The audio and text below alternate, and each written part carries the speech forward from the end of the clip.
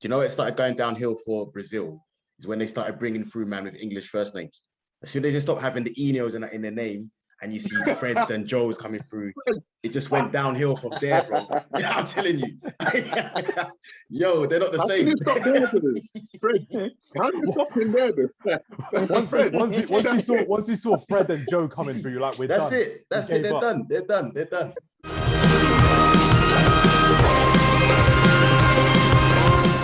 I'm going to throw in another striker as well. Alexandre Pato. I want to put Pato into the equation. He was on my list still. Yeah. They've mentioned him in a lot of bars. Like, he had a lot of potential, but yeah, he had burners for days, but yeah, it just didn't quite work out, man. Isn't he in the MLS now? Injuries.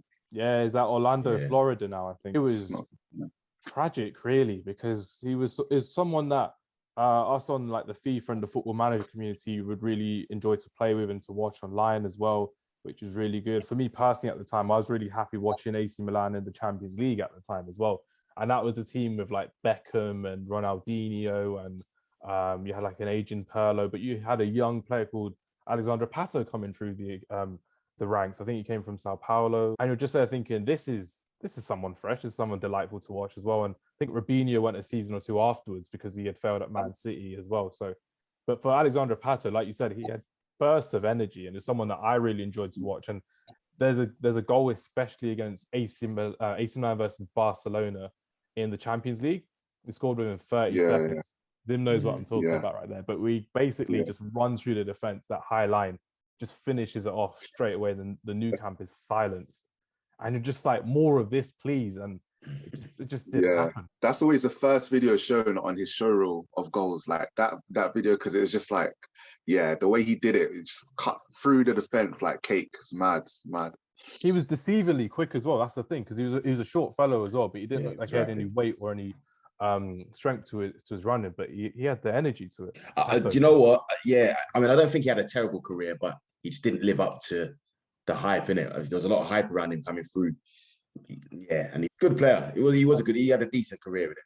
Yeah, and they're still going strong at Orlando, Florida as well. It's just, you know what it is? It's like that, what we were saying before in terms of when you expect something so much so early from a young player like that. Again, someone coming from Brazil, someone getting into the Copa America squads as well. Someone literally, I think it was a 2014 World Cup where everyone was thinking, he should be making it for that, but he didn't make it because they ended up putting Joe in there as well as a striker. Was it Joe or was it Fred? The one that played for Man City, Joe. Yeah, and Everton. Joe was someone else. He actually had two names. It was Fred something. They had Fred, the striker, not Fred, the Man United centre mid. Oh yeah, Fred, that's it. Yeah, and they had someone else as a centre striker, but Pato was always billed as the guy who's going to go home with Neymar and Coutinho and make it a World Cup win in 2014. Even Coutinho didn't make the squad in the end for 2014. Do you know what? You mentioning him being Brazilian, there is that curse of being Brazilian and everyone putting their hopes on you, like because of who's come before them, like the generations of like Romario, Ronaldo, Ronaldinho, like Adriano, like, there's a long line of attacking flary players from the favelas as well, that once they come to Europe, it's like, that shiny new Brazilian. Because like what we saw with R9 doing bits in like Serie A for Inter Milan, like those show reels, like kids now today still watch it. They don't probably appreciate it as much, but like they will live on forever, and unless you're making clippable things where you're just like turning defenders inside out, upside down, wrong way round, then like you're a flop. And like Pato did that for a period of time, but then unless you're able to sustain it, which is what like the best players now are doing, obviously the likes of CR7 and Messi, just like sustainability. People don't realize that a lot of the ones beforehand, they didn't actually necessarily last that long either, but because they won in that period, World Cups, like Champions Leagues, etc. But now Brazilian talents, like they haven't really been, like they haven't won a World Cup for a long time. Obviously, they're going to win Copa America for a lot, like because it's not as much competition as say the Euros. But like they haven't won the World Cup in a long time. So I think Brazilian talent, they get looked down upon. I think, or maybe they're just not as good as they were before. Pato for me, I remember the time he came to Chelsea, and that's when I thought his career was going to hit the ground running. It I just wanted. never did. That's how sad it was. I wanted him to do well at Chelsea on loan, but it just didn't happen. Yeah, because at least at Chelsea Villa, we could see it. We could see it firsthand at Chelsea. And to be fair, there's quite a few Chelsea players that have been like that we all thought were going to hit the ground running. They never did.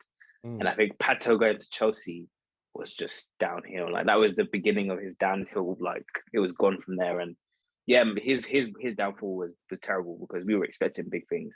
And like Zim said as well, where you're from Brazil, there's the history of Brazil. Like Brazil doesn't bring out no bad players. Like there are not many Brazilians go and play for Stoke. So there's levels to the Brazilians. Do you know it started going downhill for Brazil? Is when they started bringing through man with English first names.